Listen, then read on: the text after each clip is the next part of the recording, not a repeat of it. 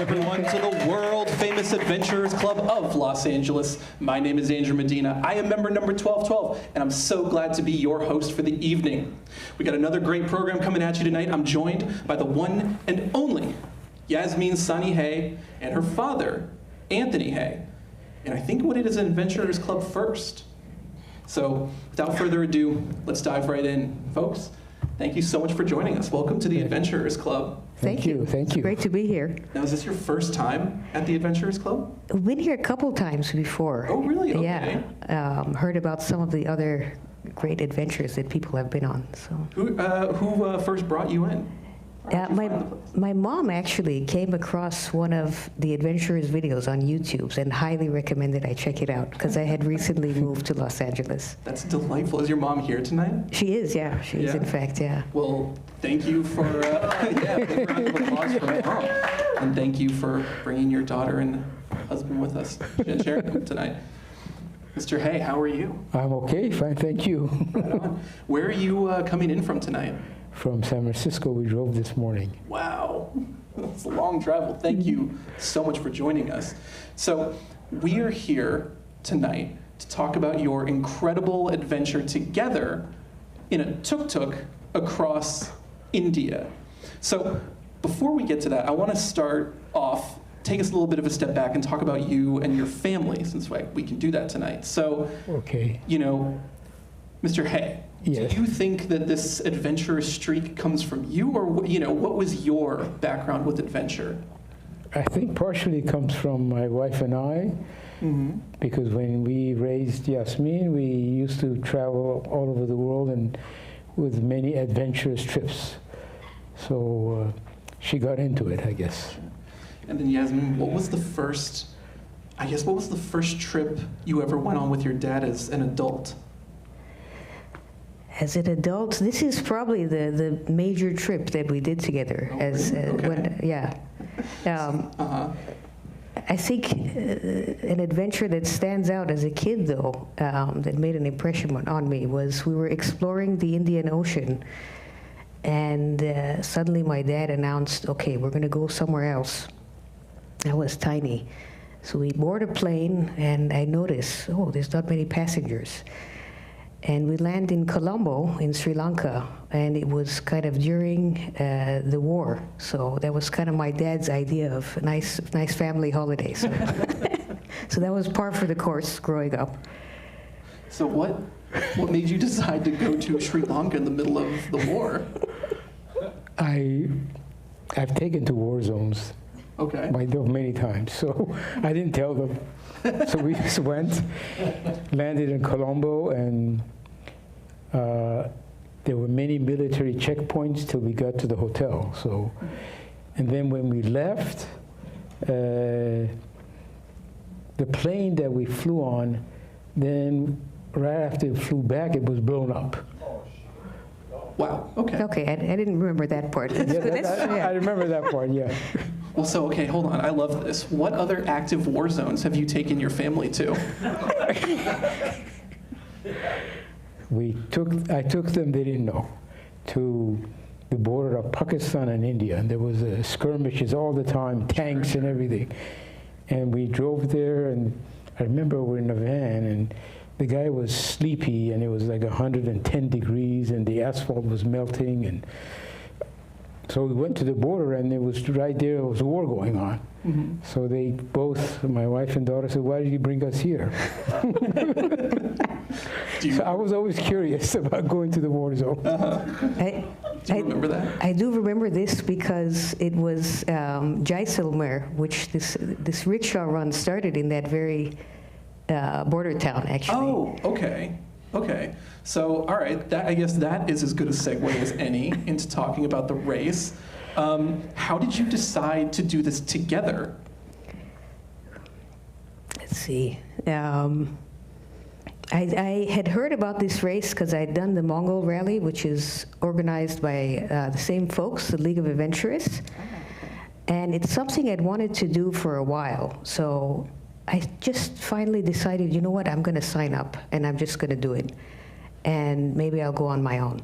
Sure. And my dad said, hey, it'd be fun if we go together. What do you think? And I said, great. And that was it. We just decided to go for it. So. And were you at all worried about him and how he would, be able to get through the trip? Once we got there, I felt so guilty. Because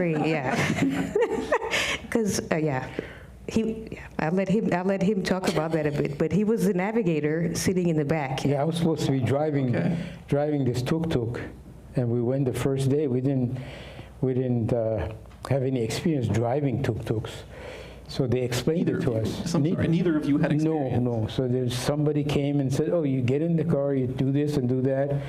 So I drove it around this compound, and then I told her, "I'm out of here." Not for me. So I told her, "You drive, I'll be the navigator." So yeah, we kind of just wanted to re-experience the adventures I'd had with my parents as a child, where we'd go somewhere new and kind of just take things from there and let the magic unfold, if you will. Yeah, it's spontaneous. Okay, so that sounds delightful. What was some of the magic that unfolded? Did you break down at all? Because in this type of race, you don't have anything really. You don't have tools. You don't have support. No, they gave us a toolkit. Okay, that's right. Okay. Toolkit. Yeah. Toolkit. Do you remember? I opened it once. I said, I don't know how to use this, so we just closed it and put it back and said, we'll improvise. We'll find something on the way if anything happens. Mm-hmm. And fortunately, we went through the whole trip, and we stopped in, these things are called Bajaj. Tuk-tuks are called Bajaj. So the Bajaj company in a town, we saw the name. So we said we better go in and have the tuk-tuk checked. So they did.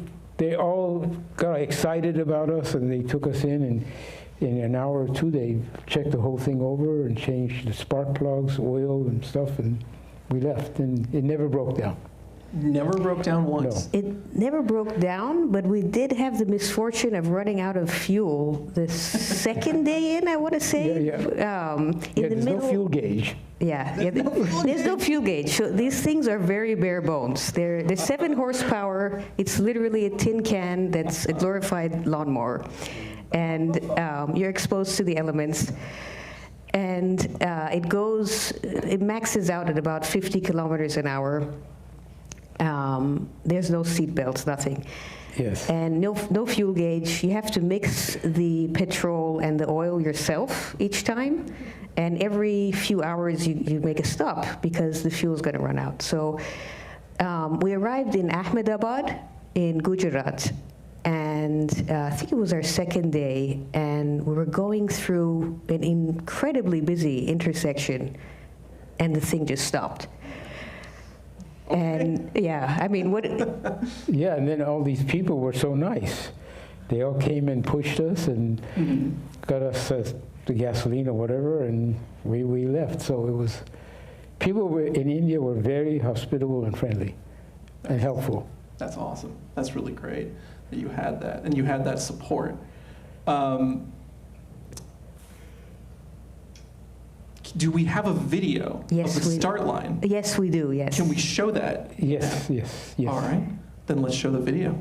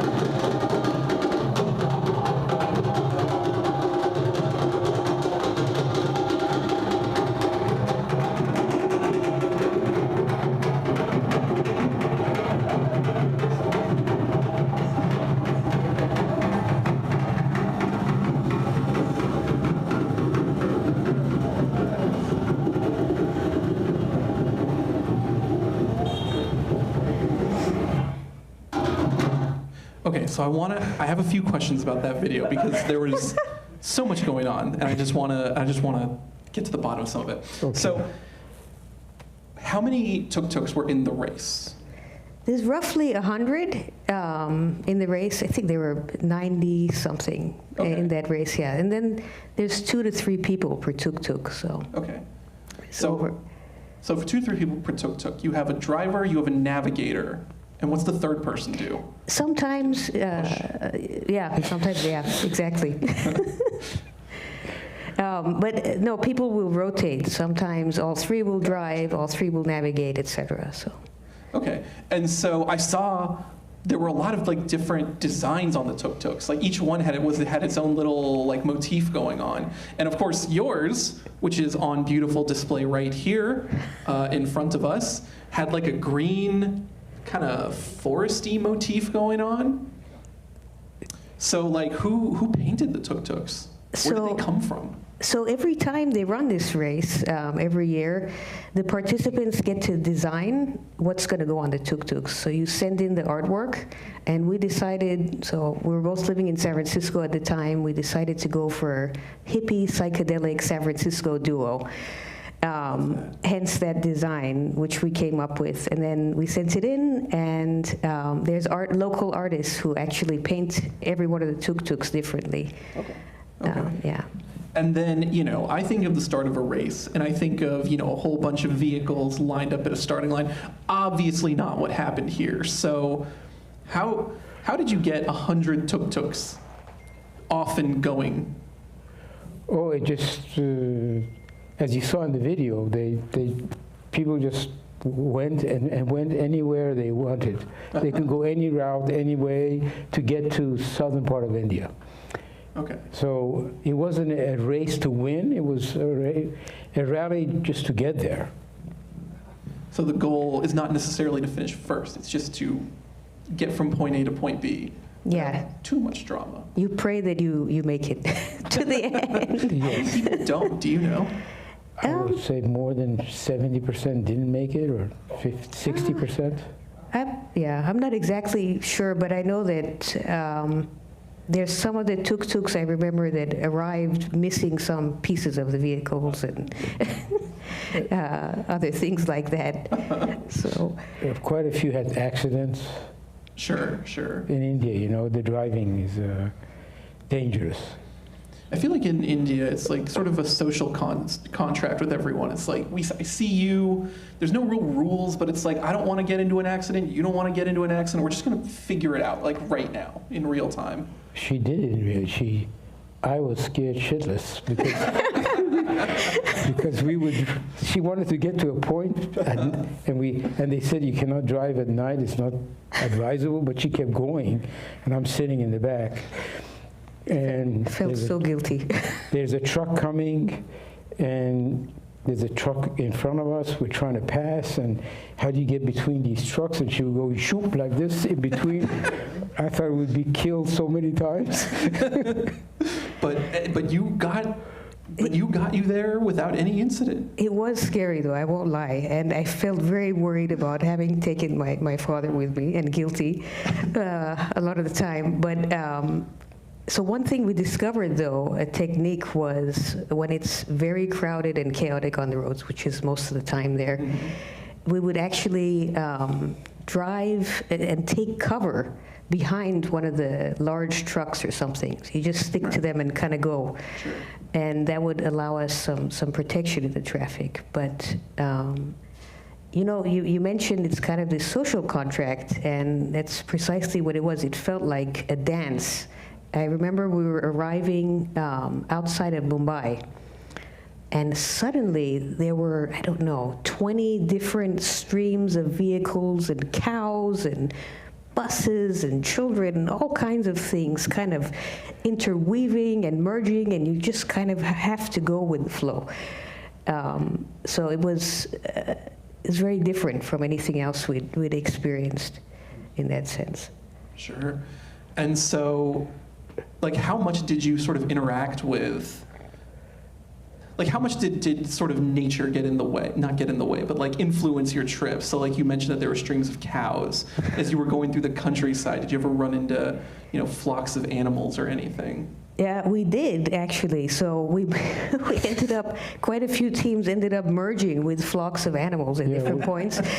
Yeah, we had cows come and stick their head in our tuk tuk, and we had monkeys jumping in, and so Yeah. We have a little video of Oh, do we really? driving alongside a herd of oxen, alongside the highway. So we were in the right lane. All right. apparently, Well, can we tee that up? Thank you.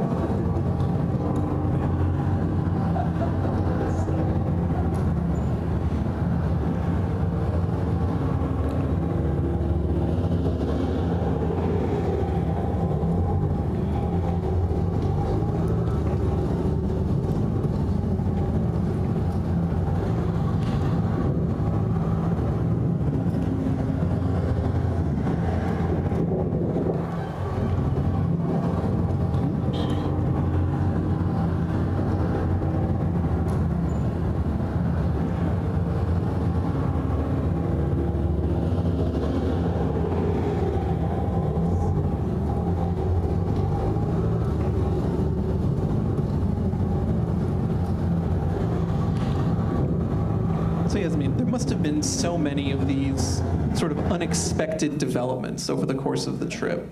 How do you think your past career as like a management consultant helped you prepare for some of those things? PowerPoints, preparing slide decks, not of much use there, but I think having worked in different geographic environments, without having prior experience in them, probably helped out a lot. Just being able to adapt on the go. So that was definitely very helpful. Absolutely. And Anthony, you've traveled fairly extensively yourself, is that right? yes, yes. And so how do you think that travel affected this trip? I'm highly adaptable to different cultures because I've traveled, and we had traveled in India many times before by car through a lot of India. So we were familiar with India, but I knew this was dangerous, and I didn't want her to go, but I joined her anyway.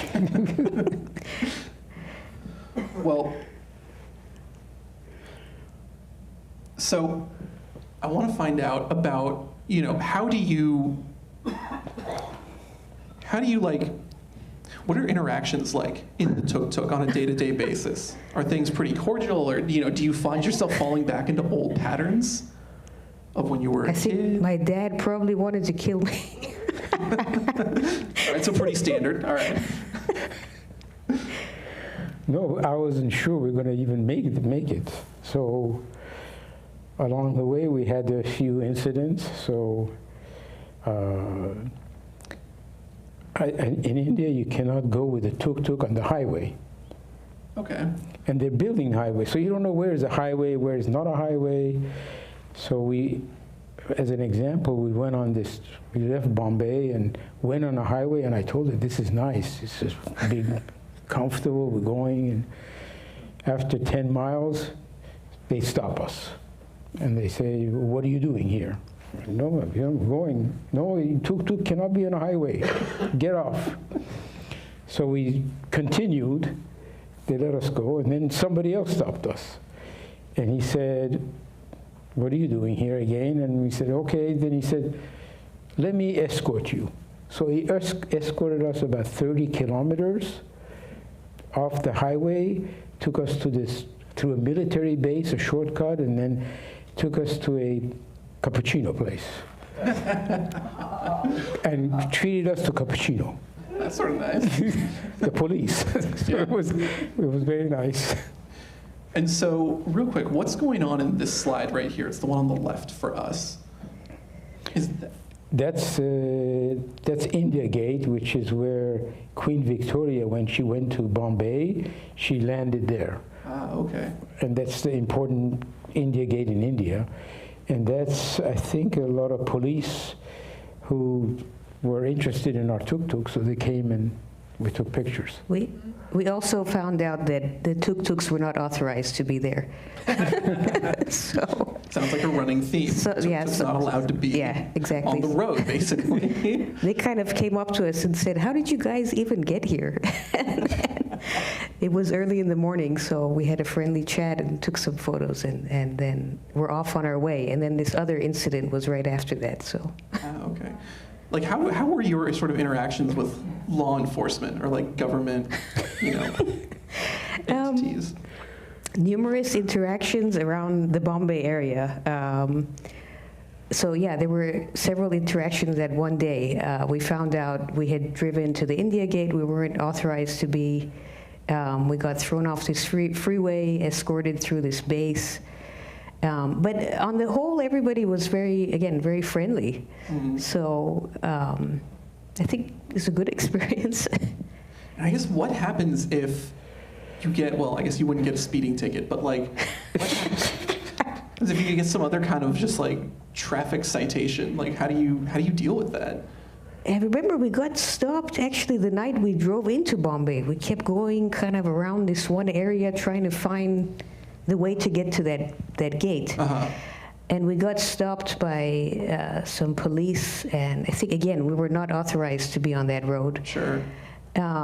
We had to show our paperwork, and they kind of looked at the international driver's license and said, what the hell is this? Did you show them this? No, this is a card from the League of Adventurers. We did not show them that card. We probably would have been arrested. Yeah? Okay. And so what is this card? What is the League of Adventurers? The League of Adventurers is a British organization which puts together different rallies around the world. They started with the Mongol rally, so that's something I took part in years ago. And what is that? That is a charity car rally. It starts in London. It used to end in Ulaanbaatar in Mongolia. So it's about a third of the way across the world. And it has to be in roughly a 1-liter engine car. What? Yeah. So there's a similar theme with all these events that they put together. They just like not having gas. That's like the thing with this group. So they organize these different rallies, and they raise funds for environmental conservation through these rallies. What are some of the other rallies that they have, apart from the Mongol rally and the Rickshaw rally? So the Rickshaw rally, they run that up in the Himalayas as well. Ah, okay. So they have, and then they started a shorter version of it in Sri Lanka, which is a 1 week versus 2 weeks, which is the India crossing. And then they have a Mongol Derby, which is a horse race across the Mongolian steppes. Mm-hmm. You can go to that one. So yeah, just to give you an idea of the other Is there events. one in Peru? I feel like I've looked into doing that one. There used to be a rickshaw run in Latin America. That's back when I initially wanted to do it, and I was going to do it with a friend, and he looked it up, and he saw a video of a Tuk Tuk going over a cliff or something. So. And you were just like, yeah, I want that. It didn't happen back then, yeah. Oh, bummer. All right. And now they don't do it? As far as I know, they don't run the event in South America anymore. Well, you can be the one to start it up again. Yeah. Something to think about. So what are some of the other... Okay, so like good interactions with law enforcement. You've talked about some good interactions with people, just everyday folks on the street. What are some of the other impressions you had? Did that change when you were in a city versus when you were outside in the countryside? In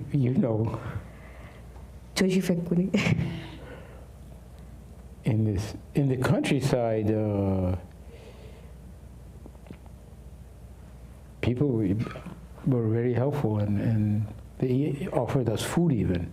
For example, in one small village, we stopped and they said, no, come into our hut and have lunch, and they made food and gave it to us. And so they're very, very, India was very hospitable people.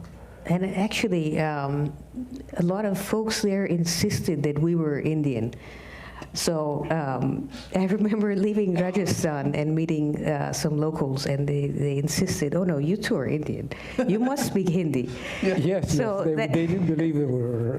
Do you speak Hindi or Urdu? No. No, we No. no. But I think that probably helped shape our experience in a different way as well, because okay. a lot of folks thought we were Indian. But on the way, in Punjab, they can eat meat. So I remember I saw McDonald's sign. So I told her, let's pull in, I need to have a hamburger. Gotta do it. How was it? How did it compare? Wonderful. But, okay, so, And yeah, we were gonna. Oh, actually, yeah. Let's talk about please, yeah. this beach adventure that we had. So. Okay, where was that? 'Cause- So we were driving south. We were pretty close to Kerala. So we were at a place called Muzappilangad Beach. Okay. Arrived there completely randomly. We were, making our way south, and we needed to make a pit stop. So we just kind of saw this sign, Drive-In Beach. So we go there. Drive-In Beach. Drive-In Beach. It sounded promising, so Yeah. so we decided we must go to the Drive-In Beach. Must go to the Drive-In Beach. Yes, and so we go there, and lo and behold, we come across another tuk-tuk from the rally, and that's kind of unusual because everybody picks their own route. Right. This team from New Zealand, and there's all these locals who gather around us, and we find out they had been at a wedding party in Saudi Arabia, and they were back and celebrating. So they were locals. Somebody had gotten married, they'd been to Saudi Arabia, they were back, Okay. and they wanted us to have a drag race. Oh, yes. And you gotta race. Like, when you gotta race, you gotta race. Yeah. So we loaded everybody up into the two tuk-tuks, the all glorious 7 horsepower, and we had this drag race along the beach. And yeah, we had some kind of beach party with these people after, Yes. right? Yes. Well, Tuk Tuk had a party because it looked like in the next slide here. Thank you. You're getting air. You've got. This is Two-wheeling it. this is a bit of a different story. I should let him tell this because this is one of the times No, he probably wanted to kill me. She took off, and then she turned, and then all of a sudden it went sideways, and she fell out of the tuk-tuk. So you're still in there. I'm He wasn't, yeah. standing behind. Oh, you're behind. Okay. Yeah. So then I see this, and we all start running. The tuk-tuk was going into the sea. So I said, we can't have this tuk-tuk going into the sea. So somebody saved it, and then I went and saw her. She was all injured, bruised up, and so the next stop, we went to a hospital, I think. Do you remember what we did? I just remember we drove through a good part of the night to get somewhere to stay, Okay. where I could see a doctor, I think. And you still drove. I still, yeah. Yes, she still drove. I still drove. Yeah, there was no other way to do it, and I had actually let my guard down because it was one of the few times that he was not sitting in the back, and we were not on a road. So I thought, okay, I'm gonna, Sure. have a little fun with the tuk-tuk.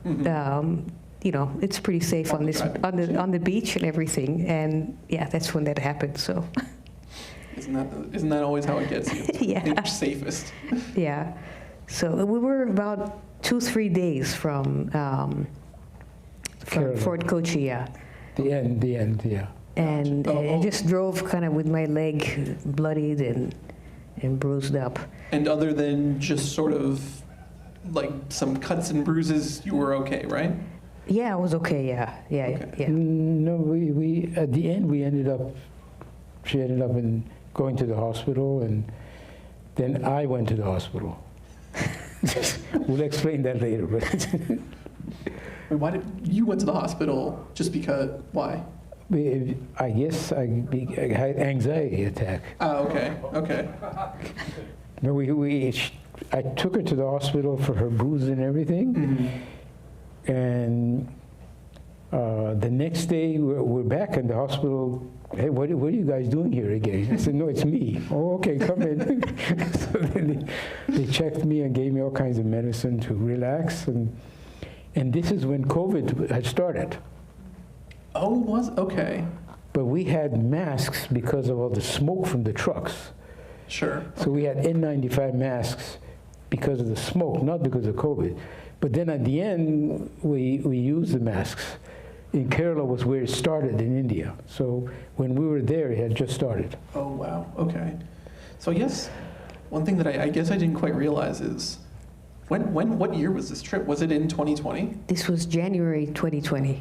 Ah, okay. Okay, so you got out just in time, it sounds like. Yes, we were just hearing about reports of COVID cases in that area about the time that we left. When I flew back, I had a mask on the plane. Sure, sure. Okay, so we're kind of at the end.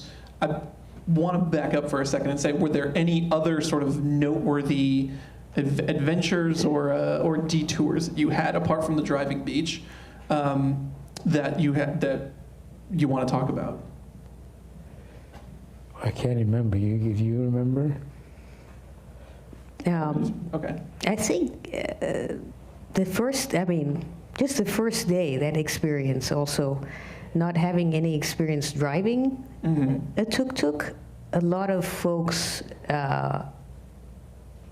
we were running into folks at the end of the day and comparing notes, and everyone was kind of shocked that they had made it, like 200 kilometers or something. So.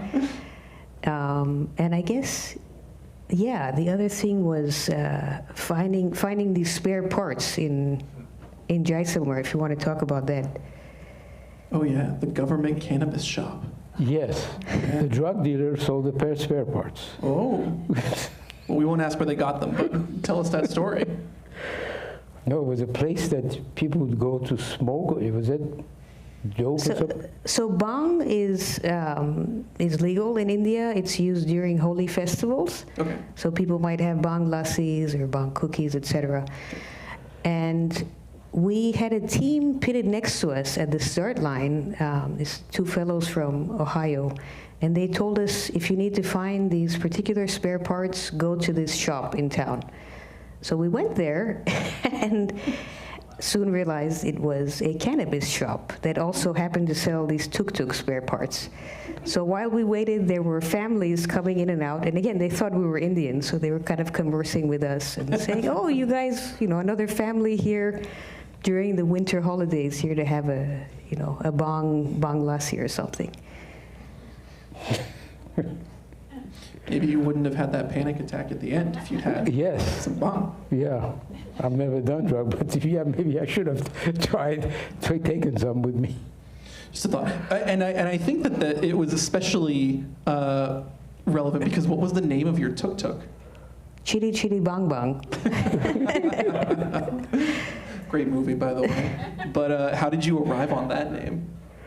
So we had been to this town before. I had been on a separate occasion with a friend from India, and I had seen that shop actually. So it had inspired the name. Mm-hmm. I did not realize we would be back there for these spare parts. So sure, kind of So I know. So we saw the start of the race, or actually no. I want to talk about this beautiful statue here first. What is that? Where is it? So this is in Murdeshwar. It's the second largest statue of Shiva in the world. So there's a lot of pilgrims who go there. And we made a stop there on the way and met some of these pilgrims as well and spent a few hours exploring the area. Ah, okay. And so are these, in the next slide here, the pilgrims yes. you met? Mm-hmm. Okay. And what is their pilgrimage like? Like where did they come from? These guys are from southern India. Okay. And I mean, the temple is located in southern India. Sure. So they go to the top of the shrine and then sometimes go into the ocean as well. So you can see the ocean from most viewpoints from this shrine. And for what purpose do people undertake that pilgrimage? It's the largest shrine for Lord Shiva, who's Sure. part of the Trinity in Hinduism in that region of India. So people go there for that purpose. Okay. And they're not doing it because they want, so like many pilgrimages in, say, like Latin America, it's because, it's for healing purposes or it's for spiritual enlightenment. Was there sort of a similar thing going on here, or? It was for fertility. For Okay. fertility. Yeah, I remember it was about fertility for the men to come. Sure. Okay.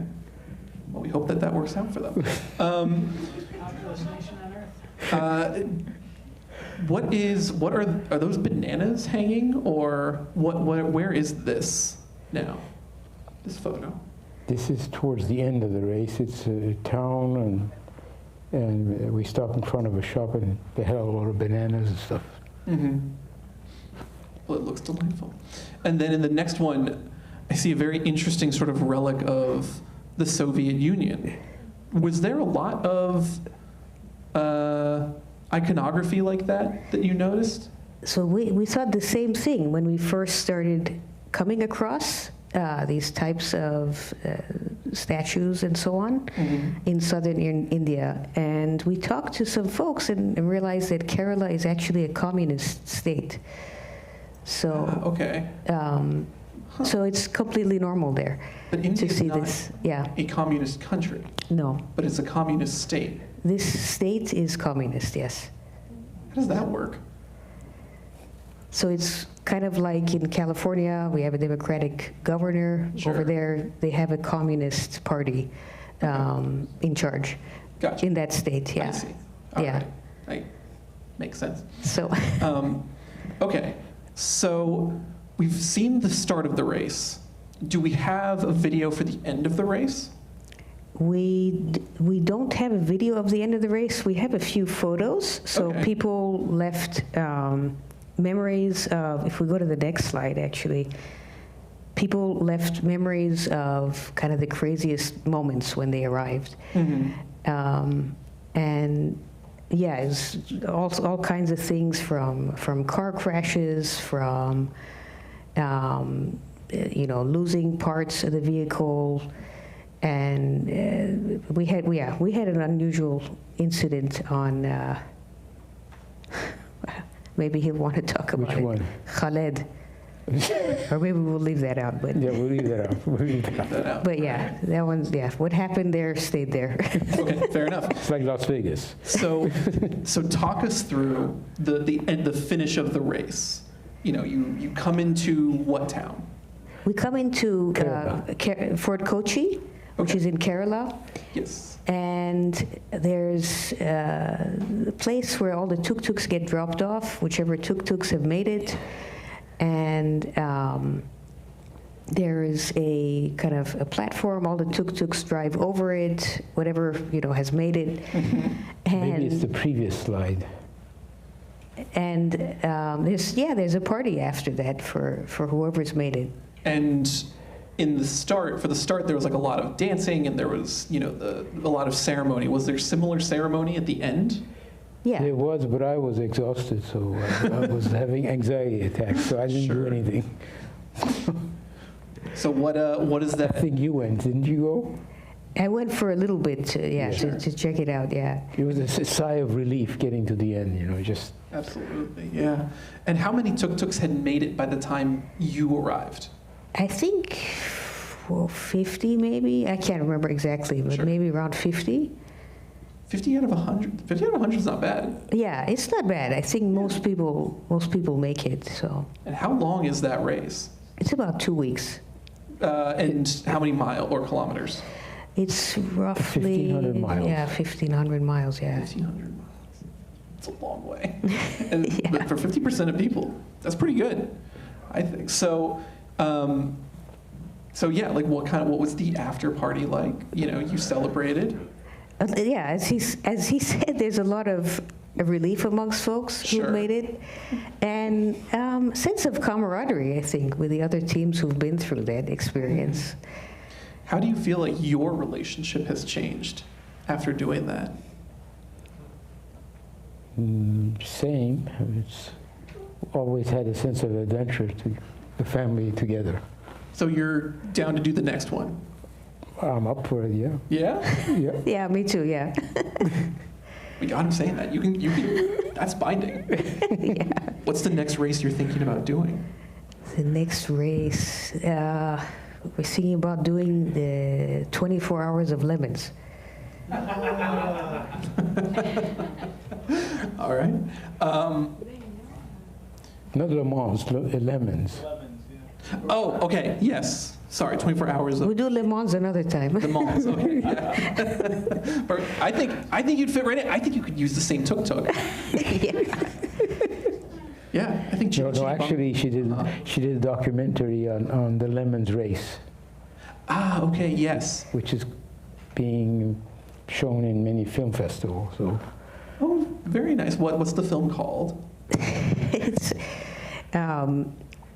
It's just called the Lemons Race. The Malls Race. Yeah. Okay. And I wanted to talk about your documentary filmmaking because I feel like a race like this would be the perfect subject matter for a documentary. And I saw GoPros on the Tuk Tuk. So is there a film coming out? When can we expect to see it? Yeah, we'll have something short come out of all that footage. So this was actually something that inspired me to go and study documentary filmmaking. This is something I did before. Okay. And I realized, yeah, it would be nice to have that experience on adventures like this.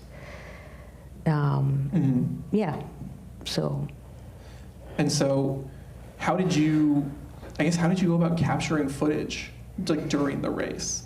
We had some GoPros set up, Yeah. and then we would just shoot on our iPhones or on GoPros when we were stopped and, talk to folks and And what was the process of intaking all of that? Because I imagine memory is an issue, right? yeah, a lot of memory cards. Yeah. Yeah. So How much gear are you packing? very little, because there's no room. Yeah. And we actually wanted to avoid having anything on top of the tuk-tuk, so Right. a lot of folks would strap luggage onto the top. Mm-hmm. We didn't want to affect the center of gravity like that, so we just kept our baggage very minimal and kept it right inside. Okay. Yeah. And then where would you stay if you weren't in a city? Wherever we could find. yeah, some beat-up hotel somewhere. Do any camping? No, No camping. no camping. Honestly, that's very impressive.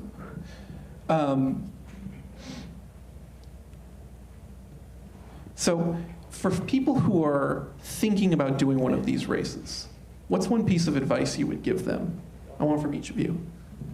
Go ahead first. I think it's to go in being open to spontaneity and the unknown.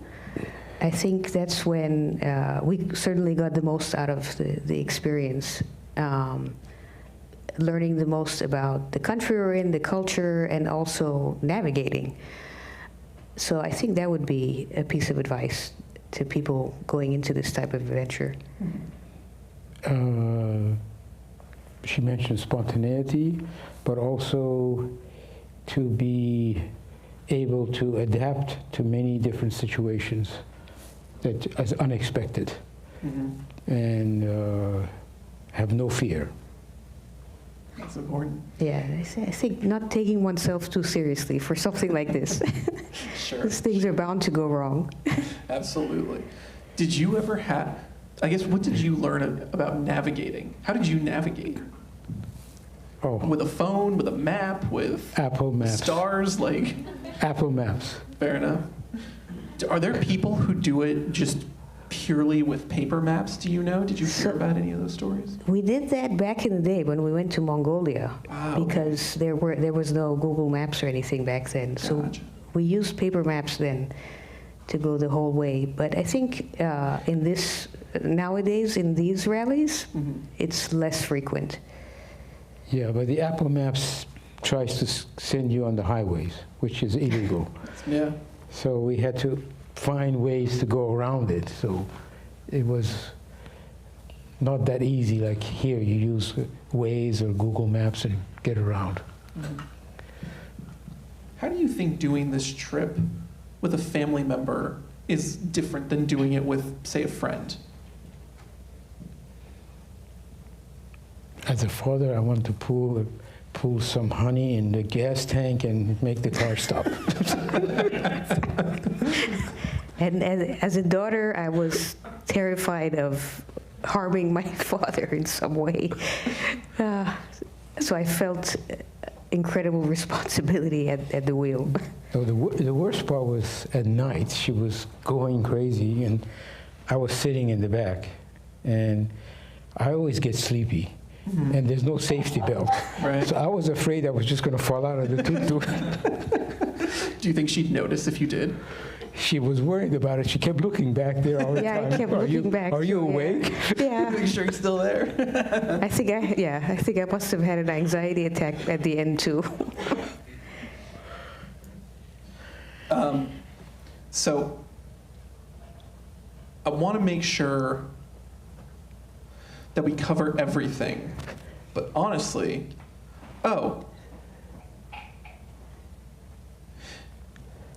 how was being in a tuk-tuk different than experiencing India in a car? Because you said that you traveled through India a lot in a car Yes. before. So how is this different? It was a lot more uncomfortable, but in terms of danger, the cars we've been in India, it was all scary. Mhm. So, I was going to give a bit of a different answer, because you travel at a slower speed, and you're exposed to the elements, but also to people. So you interact with people more. You make more stops. You experience things more intimately in that sense, I would say. Mm-hmm. Mm-hmm. And how do you think that sort of intimacy with the surroundings, like, affected your perception of the areas you were in? So I think, like we were saying, we had many random stops where families would kind of invite us in, and we'd have chats, or they'd invite us for a meal, or things of that nature. So we had a very good experience in that way. The other thing that really struck me and kind of stayed with both of us was which is unfortunate, is the pollution that we witnessed. And that was of great concern because, again, we were exposed to the elements, so we really experienced that. The air felt unbreathable in some places. There was just mounds of trash in some places. the river was red. That was something In that really Gujarat. stayed with both of us, kind of the environmental situation in a lot of places. And was that just more of a city thing, or was it in the countryside No, as well? everywhere. It's when we landed in New Delhi at daytime, it felt it was night because of all the pollution and the smog. Wow. It was really bad. And then when we were driving, especially in the north where the industrial area is, these rivers were like green or red. They were just dumping pollutants in all these rivers. So it was very bad. Even on the road, all the trucks, the smoke and everything, it was just so much pollution in India. So I guess the economy is more important than the pollution. Right, and to that point, like you see people bathing in those rivers. That's where Yes. people get their water. It's Yes. how people live, and it's just so polluted. Yeah. No, it's tough. If you could go back to any place that you saw, is there anywhere you didn't feel like you got to spend enough time?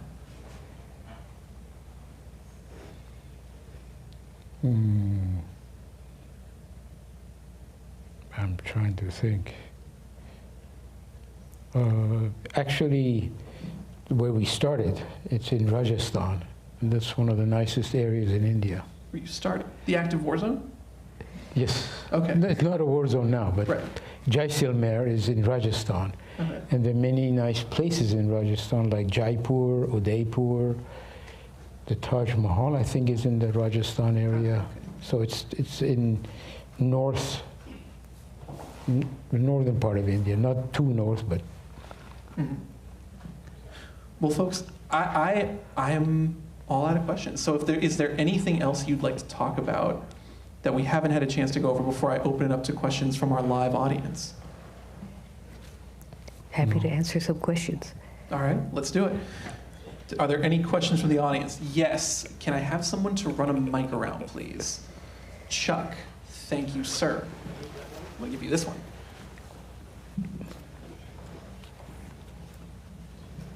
So is it like the gumball rally where it's the clock starts at the go and it's first one there? So, I mean, others could be racing through the night and get there first, or is there like a cutoff at sunset? Or are there any hours, or you just race as much as you want, as long as you want, and then at some point you pull over and try to catch a room at a motel somewhere? It's as many hours as you're able to drive per day. There's no caps on that. And there's no prize for arriving first. You're just supposed to arrive by a certain date. So at the end of the 2 weeks, yeah. Was it coast to coast, or roughly what part of India? from north to south, the whole stretch of India from north to south. And to segue to that, how many hours a day did you drive, typically? We're supposed to drive 8 hours a day, but we kept going, but 12, 14 hours a day. At times, Yeah. towards the end, so that, yeah, we would make sure we made it by the end date. Chuck, I think, yeah, thank you. What happened to your auto rickshaw at the end of the rally? Did anyone actually succeed in like re-importing them into the United States, or wherever they went? Did they become tin cans? Give them away? So the fleet of rickshaws actually gets used for these annual races. So they would be driven back. The next race would take place from southern India back to northern India. And they'll be repainted with the next theme's decoration. So there's another race, like straight back from south to north? Yes. The following season of okay, racing, okay. Not directly after. Oh, that'd be so Yeah. great. So it seems like, having been to India a number of times, mostly two-lane highways, or two-lane roads, is that correct? But complete insanity in the way that they're driving. So would you stay off to the side, I mean, get off the shoulder, or you know? You have to be careful. Yeah, it's a two-way, but people go up a one-way. Camels come, cows come. So there are a lot of things on the road that you have to be careful. Yeah, so I'm surprised you didn't have accident. I mean, I couldn't drive there without getting in crazy accidents, I don't think. Yeah, It is crazy, yes. we would try to stay off on the side of the road as much as possible. Sometimes it wasn't possible, and then Yeah. it could get a little bit unnerving. Well, so you got to choose your own route. Did you use any other, how did you go about exactly choosing where you were going to go? Did you want to stop and see sights and sort of connect them together, or were you just looking for the straightest line and that wasn't a highway? There had to be some more method. We had a rough idea of some pit stops that we wanted to make to see some sights, and then we would kind of let the day unfold around that goal and see where we ended up and kind of play it from there. Yeah, we basically try to make the shortest distance with side roads. What other freaks like you racing this thing? I mean, what kind of people are attracted to this? You remember? I think precisely that, the freaks and people who are unwise. Yeah, people were from But- all over the world. Yeah, we had folks next to us at the start line from Japan, so there was a team from there. I was the oldest. Perhaps. No, I was the oldest. The guy from Ohio's father was there too, but he was younger. Yeah, so on our other side, we had a father and son team from Ohio. And then a lot of teams from Europe, from Australia, from all over the world, really. So all kinds of freaks, all varieties. Did you beat the Ohio father and son? Did we beat Yes, we them? did. Oh, okay, he We did. remembers. I I have no Number idea. one family duo here, I folks. have no idea. We beat them, yes, but they made it also. All right, any other questions from the audience? Do you Yeah, think it's an so advantage to have 2 or 3? With 3, you could shift and take more turns driving. I think But with 2, that's lighter weight, you maybe go faster. as fast as the thing can go, yeah. But I think with 3, it's easier because it was a lot of hours for 2 people to be handling. So I think with 3, it makes it a lot easier. If you had to bring on a third person, who would it be? My wife. Bring your mom? Probably, yeah. Yeah? Mom, would you be down? Would you go? Sure, why not? She says, sure, why not? That's all we need. So, us fellow freaks, where can we sign up to do that? Because I would love to do that. Me and my roommates, our third roommate isn't here, but he's doing it. He doesn't know that he's doing it, but he's going to do it. No. So, where can we sign up? Yeah, perfect. You have a trio. I like it. So you can go to the League of Adventurers website, or just Google Rickshaw Run, and they run it every year. You can sign up there. So. Yes, sir? Quick question. How important is mechanical finesse going into the race in terms of being able to repair a flat tire carburetor that's jammed? It's not important at all, I would say, because the vehicle is so basic. They gave us kind of a mechanical rundown of the thing in an hour, and somebody kind of lifted it on its side just to give you an idea of how light it is. So you just spend a day kind of test driving and learning about it, and you're good to go. So. But I know something about cars, but I left it to the people in India to help us. I told them, don't worry. And we ran out of gas, they helped us. We found a place to service the car. They did it for practically nothing, $20. You do a service here, it's a few $100. So At least. I figured anywhere if there's a problem, and these are the rickshaws, the tuk-tuks are so commonplace that we can service it anywhere. Thank you. And second last question, is it the winner of the race that's important, or the camaraderie of everybody finishing at completion that's more important? It's the camaraderie, I think. Good, thank you. Any other questions from the audience? Do I see one in the back? No? Okay. Well, thank you both so very Thank much you. for joining Thank you. us. Thank you. This has been so fun. Yeah, please, round of applause. Thank you. Yasmin and Anthony. And for the folks at home, if you liked what you saw here tonight, please consider liking the video and subscribing to the YouTube channel. It helps us out a ton. And if you are in LA, why not come on by? We do this almost every week, with the exception of next week and the week after. But after that, we're back on, and you can come join us and ask your questions from our live audience. That's going to do it for us here at the Adventurers Club. Thank you so much for joining us, and we'll see you next time off the beaten path. Good night.